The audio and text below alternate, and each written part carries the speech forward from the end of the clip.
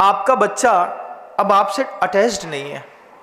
आपके बच्चे को लगता है कि नहीं, पापा हमेशा मिसगाइड करते हैं, झूठ बोलते हैं, तो उसका एक फेवर हो गया अपनी माँ की तरफ।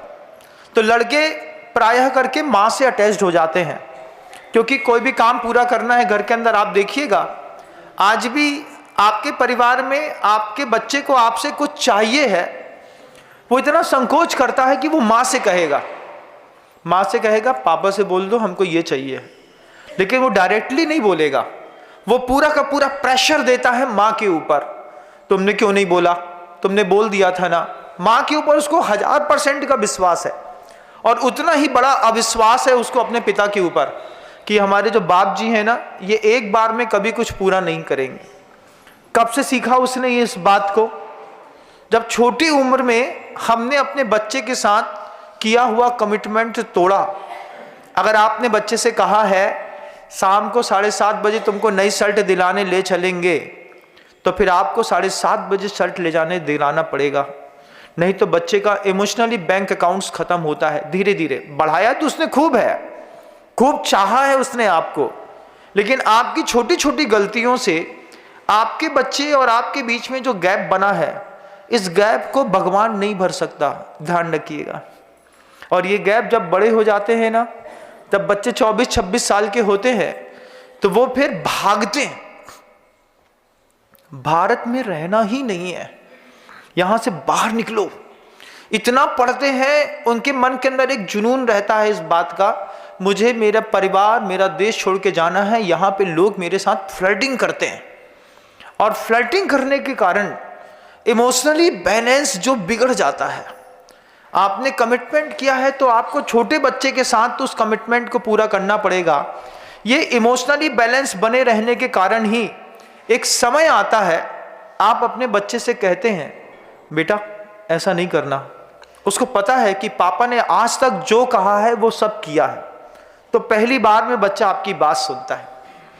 फिर वो आपके मन के अंदर वो जो भाव रहते हैं ना कि जितनी इज्जत मुझे मिलनी चाहिए थी, मेरे बच्चे से मुझे इतनी इज्जत क्यों नहीं मिल रही? इसलिए नहीं मिल रही है कि आपने उसके इमोशंस हर्ट किए हैं। ये इमोशंस का बहुत बड़ा खेल होता है, इसमें कंट्रोल्ड माइंड रहता है, कंट्रोल्ड थॉट्स रहते हैं कि हम कंट्रोल्ड लाइफ जिएंगे, तब जाकर के हम अपने परिवार को सुरक्षित रख पाएंगे। बंधुओं, ये कितनी बड़ी जवाबदारी थी। आपने हल्ट किया कभी कि नहीं किया? एक आध बार, 2 बार, कितनी बार? एक बार ठंडे दिमाग से सोचिएगा, फिर देखिएगा उस दशरथ मांझी को, जिसका नाम फेमस है, उसकी पत्नी को पहाड़ पार करके पानी लाने में दिक्कत होती थी।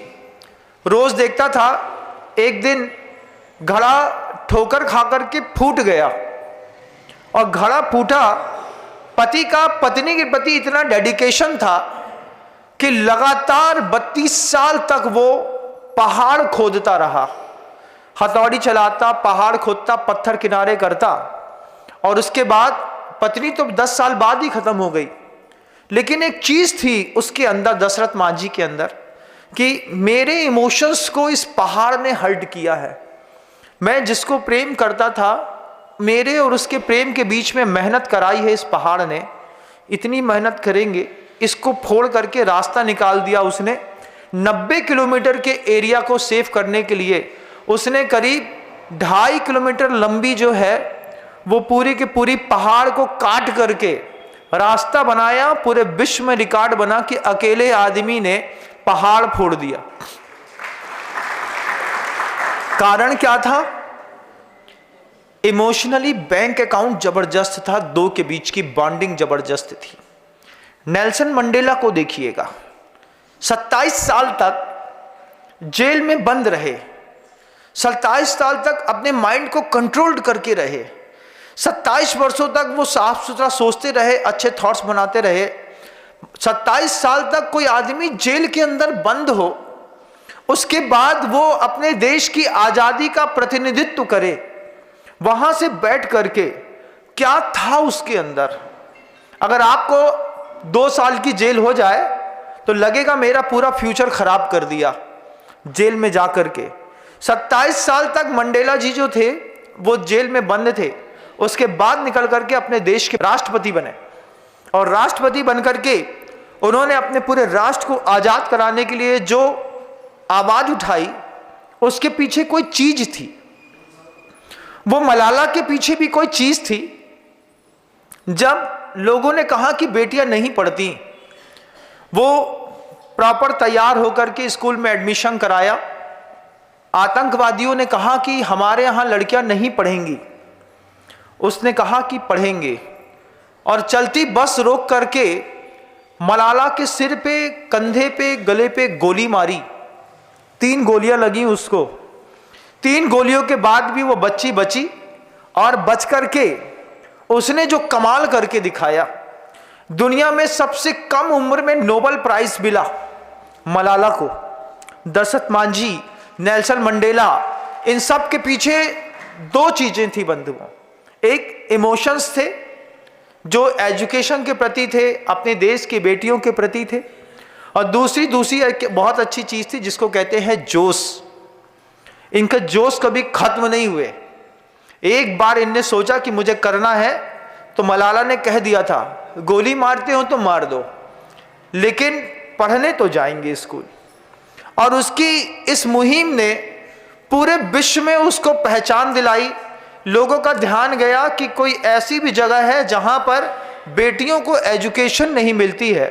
उस अकेली मलाला के दम पर पूरे अफगानिस्तान तालिबान में बेटियों को पढ़ने के लिए स्कूल खोल दिए गए। आज बेटियां पढ़ रही हैं। जोश काम करता है, दृढ़ निश्चय काम करता है। कई बार बहुत अच्छे समृद्ध लोग होते हैं। मेरे यहाँ जब मैं रहता था तो एक डॉक्टर गर्ग थे, वो चैन स्मोकर थे।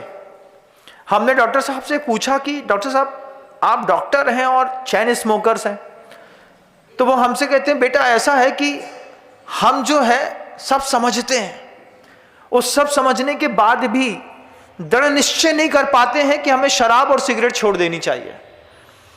लेकिन इसी दृढ़ निश्चय की दम पर जंगें जीती जाती हैं। सेल्फ कॉन्फिडेंस होना चाहिए, बहुत अच्छी बात है, ओवर कॉन्फिडेंस नहीं हो। गुरुजी हमेशा इस बात को कहते थे कि सत्यता और यथार्थता को अपने जीवन में कभी छोड़ मत देना। आज आपके अंदर जोश है कि नहीं है मुझे नहीं पता, होना चाहिए। दृढ़ निश्चय होगा आपके मन के अंदर, जैसा हमारे अरहत परिवार वालों ने किया। रावण बना करके बेचते थे, पटाखे बेचते थे। एक बार मना किया मैंने, नहीं करना है, और इंदौर शहर के अंदर उसने अपना नाम बदल दिया। कल तक वो रावण वाला परिवार के नाम से जाना जाता था, आज उसके नाम के साथ अरहत परिवार का टैग कोड लग गया है।